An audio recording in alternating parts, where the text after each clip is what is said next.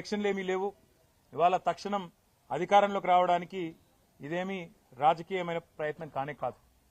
కేవలం ఈ రాష్ట్ర ప్రభుత్వం ఏదైతే కొన్ని తప్పుడు నిర్ణయాలు అదే మాదిరిగా కొన్ని ఇస్తానన్న హామీలు అమలు చేయకపోవడం వల్ల ఇవాళ రాష్ట్రంలో ఉండే రైతు సోదరులు ఏదైతే నిరాశతో నిస్పృహతో చివరికి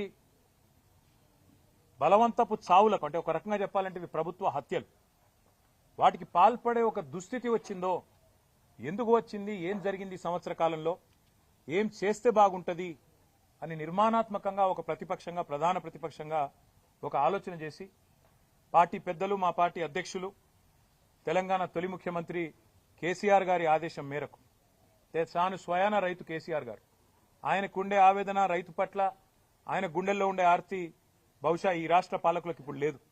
అందుకే కేసీఆర్ గారు ఆదేశిస్తే వారి ఆదేశానికి అనుగుణంగా ఈ కమిటీని ఏర్పాటు చేయడం జరిగింది. ఈ కమిటీ నిరంజన్ రెడ్డి గారి నేతృత్వంలో రాష్ట్రమంతటా కూడా విస్తృతంగా రాబోయే నెల రోజుల పాటు పర్యటిస్తుంది. ఈ నెల రోజుల్లో రైతు సంఘాలు, రైతులు, వివిధ సమూహాలతో ఎక్కడికక్కడ మరి కలుస్తుంది. కమిటీ యొక్క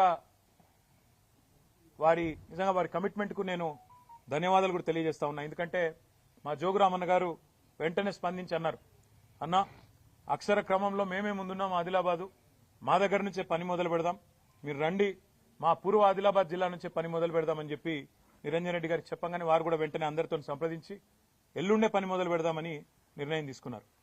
24వ తారీఖు నుంచి ఈ కమిటీ మరి పూర్వ ఆదిలాబాద్ జిల్లా నుంచి తన పనిని ప్రారంభించి రాబోయే నెల రోజుల పాటు అన్ని జిల్లాలు దాదాపుగా అన్ని వర్గాల రైతులను, వ్యవసాయదారులను అందరినీ కలిసి ఏ రకమైన ఇబ్బందులున్నాయి, రుణమాఫీ ఎంత మేరకు జరిగింది, రైతు భరోసా ఎంత మేరకు రాబోతున్నది, అసలు రాష్ట్రంలో ఏం జరుగుతా ఉంది, కరెంటు సరఫరా ఎట్లున్నది, నీటి పరిస్థితి ఏంది, సాగునీటి పరిస్థితి ఏంది, రైతులు ఏ రకంగా ఇబ్బందులు ఎదుర్కొంటున్నారు, మద్దతు ధర పరిస్థితి ఏంది, బోనస్ ఏంది, కొనుగోలు కేంద్రాలు ఏంది, అసలు రాష్ట్రంలో రైతు వేదికలు ఏవైతే 2603 ఆనాడు కేసీఆర్ గారి నాయకత్వంలో కట్టుకున్నామో ఆశించిన ప్రయోజనం గాని ఉద్దేశించిన లక్ష్యం గాని నెరవేరుతున్నదా, వాటి వల్ల ఏం జరుగుతున్నది, ఇవన్నీ కూడా అన్ని జిల్లాల్లో పర్యటించి ఎక్కడికక్కడ రైతాంగంతో మాట్లాడి వారిలో భరోసాను కూడా నింపడానికి ఈ ఉద్దేశం ఏంటంటే రైతులు ఇవాళ నిస్పృహలో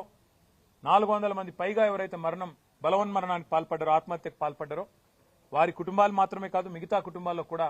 ఎందుకంటే మొన్న ఒక హృదయ విదారకమైన దీనికి ప్రేరణ, నిజానికి ఈ కమిటీ వేయాలన్న ఆలోచనకు ప్రేరణ ఏంది అంటే మొన్న ఆదిలాబాద్ పట్టణంలో ఒక బ్యాంకు బ్రాంచ్లో ఒక రైతు తన రుణమాఫీ కోసం ప్రయత్నం చేసి విసిగి వేసారిపోయి ఆఖరికి బేజారైపోయి అక్కడనే ఎండ్రిని దాగి పురుగుల మందు దాగి బ్యాంకు ఆవరణలోనే ఆత్మహత్య చేసుకున్నాడు. అక్కడనే కుప్పగులి చచ్చిపోయింది. ఆ పరిస్థితి చూసిన తర్వాత మనిషి అన్నవాడు, ఎవరైనా మనసున్నవాడు కదలక తప్పది, బాధపడక తప్పది.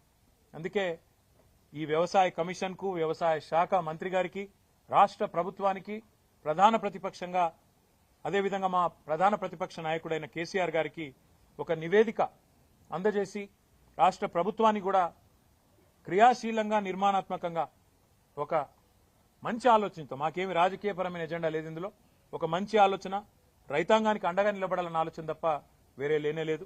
అందుకే 24 నుంచి పని ప్రారంభించి అన్ని జిల్లాలు తిరిగి ఎక్కడికక్కడ అందరినీ కలిసి మరి ఎక్కడికక్కడ వారి సలహాలు, సూచనలు, వారి ఆవేదన అన్ని కూడా నిక్షిప్తం చేసి నెల రోజుల తర్వాత మరి ఫిబ్రవరి ఆఖరి వారం వరకు ఒక నివేదికను ఇటు రాష్ట్ర ప్రభుత్వానికి, ఇటు పార్టీ అధ్యక్షులు కేసీఆర్ గారికి సమర్పించడం జరుగుతుంది. మీడియా సమక్షంలోనే దాన్ని కూడా చేస్తాము, మీడియా కూడా విడుదల కూడా చేస్తాము. తప్పకుండా అందులో ఏ మేరకు రైతు డిక్లరేషన్, రాహుల్ గాంధీ గారు విడుదల చేసిన రైతు డిక్లరేషన్ ఈ సంవత్సర కాలంలో అమలయ్యింది, దాని యొక్క అమలు ఎంత మేరకు జరిగింది అనేది కూడా తప్పకుండా అధ్యయనం చేస్తాం. రుణమాఫీ ఎంత మేరకు జరిగింది అది కూడా అధ్యయనం చేస్తాం. బలవన్మరణాలకు, ఆత్మహత్యలకు గల కారణం ఏంది, ఎందుకు జరుగుతున్నాయి, మద్దతు ధర వస్తున్నదా, పత్తికొస్తుందా, కందికొస్తున్నదా, సోయాకొస్తున్నదా, మొక్కజొన్నకు వస్తున్నదా, చెరుకుకు వస్తున్నదా, మిర్చికి వస్తున్నదా, మొత్తం తిరిగి ఎక్కడికక్కడ అధ్యయనం చేస్తాం. ఆ రకంగా కమిటీ రాబోయే నెల రోజుల పాటు విస్తృత పర్యటనలు చేస్తుంది. మీడియాకు కూడా మా ప్రార్థన, దయచేసి ఇప్పుడు అన్ని జిల్లాల్లో అన్ని నియోజకవర్గాల్లో కూడా ఈ కమిటీ యొక్క పర్యటనను మీరు కూడా దయచేసి సహకరించండి. వారికి కూడా రైతాంగానికి కూడా తెలియజెప్పే విధంగా ప్రచారాన్ని కల్పించాలని చెప్పి కూడా కోరుతూ, మరి ఈ కమిటీకి రేపు రైతులను వారి జీవితాల్లో విశ్వాసాన్ని నింపే దిశగా మీ కార్యాచరణ ఉండాలని మనస్ఫూర్తిగా ఆకాంక్షిస్తూ, మీ అందరికి కూడా మీడియా మిత్రులకు కూడా హృదయపూర్వకంగా ఇక్కడ దాకా వచ్చినందుకు హృదయపూర్వకంగా ధన్యవాదాలు. ఆలస్యానికి మన్నించండి. నల్లగొండ దీక్ష